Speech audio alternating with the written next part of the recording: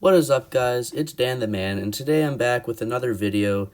I haven't done a video in a while, as you guys may have noticed. I was actually out of town on a vacation. It was a cruise in Alaska, and among other things. So that was really enjoyable to be on, and just wanted to take a break from chess a little bit as well.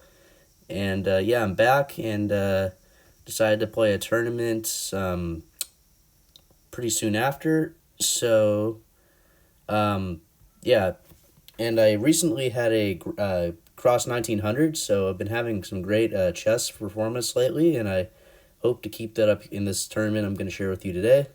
But then, yeah, again, apologies for being dormant for some time. Uh, yeah, this is the one of Chess Zone's month tournaments, the action tournaments where there are 4 games in a day, and I decided to enroll in the July one. And first round, I have the honor of playing the number 1 seed, who is National Master Saharsh Santosh, who yeah, he's the highest rated person, and I was fortunate to have the toughest guy in the section, and he's also a kid. He's I think he's in middle school or something. So the fact that he's a national master means he is what we say he's a prodigy. So I knew he had a lot of chess talent, and let's go ahead and see how I played against a titled kid. So yeah, let's go ahead and jump straight in here. So also one cool thing is that because I was on board 1 against Saharsh, and Chess Zone has added the broadcast on chess.com, the clocks are now added on for this game only. So you guys can see how much I spend on each move rather than me just telling you without you actually seeing it. So that's also nice. But I'll go ahead and get started into the game. So Saharsh goes with e4, e5, knight f3, knight c6, and Saharsh plays the 3 knights game, which it's one of the less common openings, but it's still a valid opening. I mean, you're developing another piece to the center. And actually, for the first initial moves here, the clock's going to be kind of frozen, so disregard that. Like, I did not spend 6 minutes playing knight f6. I played that in about 5 seconds, so that's just a malfunction. Saharsh also didn't, spend 5 seconds on h3. Keep in mind there's 5 second increments, so his time didn't go down, so that would have meant he would have, spent 5 seconds, but he didn't play h3 right away. So h3, see my time went up again, back to 59-51. I play d5, just going for the center. We have a trade in the center here, and Saharsh plays the move bishop to b5, pinning the knight on c6 and threatening to take on e5. So I addressed that by first trading on c3. He takes with the b-pawn as to not allow me to trade queens and prevent him from castling. So he plays b takes c3, and I play the move bishop to d6, defending the pawn on e5. Saharsh castled, and I play bishop to d7 to break the pin. Saharsh played rook e1. I castle now, and now he has an option here to, which I thought he would do. He has an option here to win a pawn, starting with bishop takes c6, bishop takes, and knight takes e5. And I actually thought he would go for this line because he doesn't want to collect a free pawn. But, he's a national master. He probably thought something was wrong with this line. Maybe he didn't want to liquidate too much against a lower rated player and, have it heading closer to a draw. I don't know why he didn't go for this, but he went d4 instead, which is perfectly reasonable move in it of itself. So he went d4. I trade. I should have taken with the knight, funnily enough, and opened a discovered attack on his bishop on b5, but this isn't bad either. He takes back, and I play the move rook to e8, and now I think the clocks are working again. It reflects how long I actually spent on each move. So, actually, no, I take that back. I didn't spend 7 minutes on this move. Rook e8. So rook e8, he plays bishop e3. And now this is accurate, yeah. I do remember not playing h6 right away. So I'm at 50 minutes and he's at 56:40 here. So h6, I was just trying to prevent some sort of bishop g5 things. He goes c4, and he's trying to go c5 and maybe d5 and advance in the center here. And I noticed with c4 that also his bishop can't really retreat back on that diagonal. So I actually played this interesting move, knight b8, and it looks weird at first, undeveloping, but essentially because the c-pawn's in the way, the bishop can't avoid the trade by going back because the c-pawn's in the way. So I'm going to be forcing an exchange of bishops, and once he takes me, like in the game, I would take like this, knight would go to f6, and, I would just reposition it to a better square. So Saharsh played c5, I went bishop f8, and now Saharsh played the move rook to b1, attacking the pawn on b7. And I figured out about which way is the best to go about it. I could just push the pawn. I could go rook b8, I imagine, but I instead go with queen c8, which nothing wrong with that either. Saharsh plays bishop f4, and he actually has a threat in the position. His threat is to trade rooks on e8, and then after my queen takes, he would take on b7 or c7, and yeah, he would just go on to win a pawn here. So seeing that, I first trade rooks with him rather than him taking me, and after queen takes e1, I would go with knight f6, and I thought it was okay here. White does have more activity, in my opinion. White's rook is way better than my rook on a8. Queen's playing passively. Bishop on f8's not doing a whole lot. And I felt like, Saharsh has sort of put me in a cramped position. But Engine says it's totally even and it's fine. And here Saharsh plays this move, queen e5. And that really got me thinking here. Because this is a very annoying move. Number one, his queen and bishop make a battery attacking the c7 pawn. And number two, he's threatening bishop takes h6 here. So if, let's say, I just save my c-pawn, he's threatening to win this pawn on h6. And I can't really take him because he would take my knight on f6, and I'd open my king up. But Engine says, it's fine. Even though he won that pawn, it's okay. And it's still drawn. But I kind of got scared that it's a fork of the h pawn and the c pawn. So after a while, and there was one move I was considering that saves both threats, but it just looked so depressing. And that move is 98. Like 98, this just looks super depressing for black. Like look, all my pieces are on the back row, playing defense, and who would want to, voluntarily go into this? Like, I don't even know how I'd, get out of this, positional bind that I'm experiencing. So, but hey, the engine's unique in its own ways. It says, white is barely better.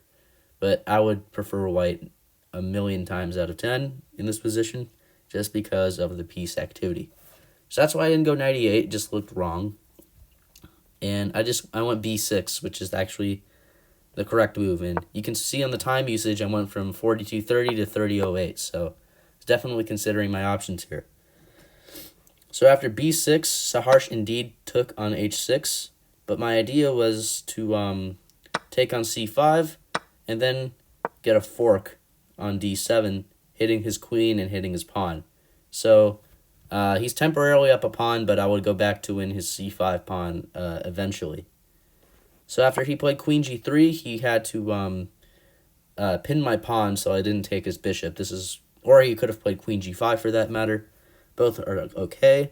I really quickly take on c5, and he played the move rook c1, attacking my knight, which is he's actually threatening to take it.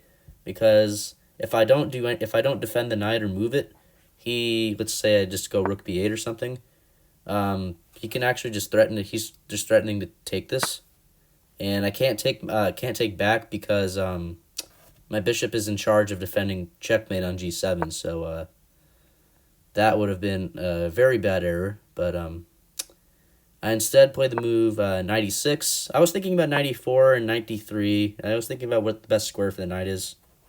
But I'm like, okay, I want to go knight e6, add a second defender to g7, and defend the c7 pawn, and that knight's just doing a good job defending everything, so I felt like that was a good move.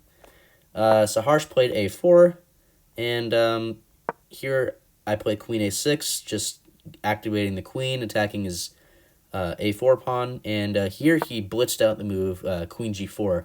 As you can see, he went from 26-28 to 26-32, which means if you do the math, he only spent 1 second on that move. So I'm sure while it was my turn, he assumed I would play queen a6, and he already planned on queen g4 a long time before I played the move. So yeah, queen g4, he defends the pawn, and I go rook d8, and I'm just sort of, slowly activating my pieces, since I can feel that pressure that he once had when he played queen e5, it's slowly going away. So after rook d8 here, he plays bishop e3, and I play the move queen e2, and I'm looking to go into the endgame here, and I'm trying to go rook d1 and maybe trade the queens. Trade the rooks, sorry, and if the knight were to move, I would trade the queens, which is what happens. He plays knight e5, and without thinking, I play queen takes g4. He takes with the h-pawn, funnily enough. I'm imagining let's see, why didn't he take with the knight? I guess he didn't want something. But h takes is interesting because, doubling your pawns, right? H takes g4. I go c5 because my a7 pawn was hit with the bishop, and c5 interferes with that. I thought I would play this move knight c6 maybe, and in that case I would have played like rook d7, and his knight's just annoying there. But he didn't do that. He played a slow move. He played g3. I go rook b8. There's not really much I can do here. I didn't really, because my bishop and my knight have to keep defending the pawn on c5, and I felt like the b file, I could use more squares on the b file rather than the d file, because if you notice, a lot of the squares on the d file were controlled by white pieces. Like d3 is controlled by the knight, d2 and d4 by the bishop, so b8 is a more accessible file. So rook b8, Saharsh played knight d3, adding a third attacker on the pawn, and here I can play this. I can play actively. I can play an active defense. I can play this move rook b3, which I didn't do in the game, and that tactically defends the pawn because I'm hitting his knight, and if he thinks he can take this on c5, I can do a remove the guard tactic with rook takes bishop, and if he takes back, sorry about that. If he takes back, I would take like with the bishop, for instance, and in the endgame especially, two minor pieces outshine a rook just because of the sheer quantity. You have two fighting pieces and white only has one. So yeah, you always want to go for the two minor pieces if you can. So yeah, I could have went rook b3 there, but I instead go with the passive end. I go rook c8, still fine, but you'll notice that I have starting to get low on time. I'm at 8:47, and Saharsh has a healthy 21 minutes on the clock. So later in the game, you're going to see that I'm going to get into some time pressure here, and maybe or maybe not make some blunders. You're going to have to wait and see. So after rook c8, Saharsh plays rook c4. Very logical move, just blockading the pawn so it can't move. And I go bishop d6. He goes f4, looking to play f5. And I go rook b8 again. And here he plays king f2, rook b3 now, king e2, g6. I was wanting to prevent f5, but he played it anyway. And after the trade, I thought this was okay because, I'm wanting this to be a draw, and I felt like if we traded a set of pawns off the board, this would be closer and closer to a draw. Now, after g takes f5, here's where I mess up, and with my 5:35 on the clock, I play the move knight f8, which hands the game over to Saharsh, essentially. There's actually only one knight move in the position that doesn't lose the game, and that's the move knight d4 check, which I was thinking about playing. And I realized I'm losing a pawn anyway, but losing the pawn this way apparently isn't nearly as bad as the other options, because after bishop takes and g4, you'll notice my pawn on d4 is basically can't be defended. Notice the knight on d3 is preventing bishop e5 from happening, and rook b4 to defend the pawn like that. The knight's actually doing a great job preventing my pawn from being defended. But the engine says it's okay. You can play a random move, like they even suggested this as a move, bishop h2. And after this, apparently this position isn't that lost. It's actually not lost at all. But with 5 minutes on the clock and being down a pawn against a national master, you guys can guess where this is going. So I decided to go knight f8 here, and apparently losing the pawn in this fashion is wrong. But funnily enough, Saharsh has to take the c5 pawn a certain way. He has to take it with the knight. Also, I should mention, I was thinking about knight g7 here, but the problem with knight g7 is that he's not going to take my pawn first. He's going to play this move g4, defend his own pawn, and my knight is sort of out of the game, and he would go on to take the c5 pawn next turn and be much better here. So after knight f8, the only winning move for him is knight takes c5, and after bishop takes and rook takes, if I try to, let's say, move my knight out from f8, he can just play rook c7 here, forking the a7 pawn and the knight. And if I go, let's say, knight e5, Saharsh can just take this pawn here, which isn't the best move, but he's up 2 clean pawns here, and I'm basically going on to lose here. He instead here pretty quickly plays bishop takes c5, which is still, white's still better here, but white's not winning. White just has a small advantage, and that was surprising to see that it wasn't that was a miss. I go ahead and I think it's because the pieces are the same, so there's not any sort of imbalance in the position. It's more it's more symmetrical. It's more identical for both of us. So it's not like one piece will outshine the other. It won't be like a knight versus a bishop. We each have a rook and a knight, and because it's more of an identical position in terms of piece composition, it's probably more of a draw in that sense. I don't know. I'm guessing that's why it's not as good. So after bishop takes c5, he plays rook takes. I go rook b7. You can see the time pressure is getting to me. I'm below 4 minutes, and Saharsh is at 18. So I just naturally played the move rook b7, trying to stop the 7th rank invasion. I should have played rook a3 to go after his a pawn, but it's fine. I'm not expected to make perfect moves under this time pressure.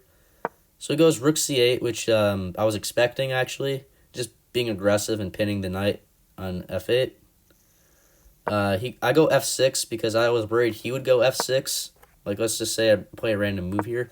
I was worried he'd go f6 here, and my king is basically in jail because if it has to keep guarding the knight on f8, and if I were to ever move my king away from my knight, he would just take it. I was planning to go to g7 with my king, but f6 would prevent that. So he would sort of put my king in jail essentially. So yeah, that's what I thought he'd do. But engine says you should just go after this pawn, which is now a target for you. And let's see, engine says knight c5. You can take this. and then knight d7, and I guess you can give up a knight in this situation. I don't know. So I play f6 myself. Just don't want to get into any of that shenanigan stuff. So after f6, he goes g4, king f7, a5. I play a check. He goes king f2, knight h7, knight c5, knight g5, a6, and at this point I can tell that I'm losing. A while ago I can tell, but I keep on playing even though I know that Saharsh has outplayed me in the endgame. So I play knight h3 check. He goes king g2, knight f4, king f3, knight d5. He plays knight e6, and I actually thought I had blundered mate, essentially, because if you look closely, it's pretty hard to stop mate. And I don't really want to go rook e8 here, because, that would make the endgame even easier for him. But I realized that I can play this one move, rook d7. And now I'm below a minute on time, as you guys can see.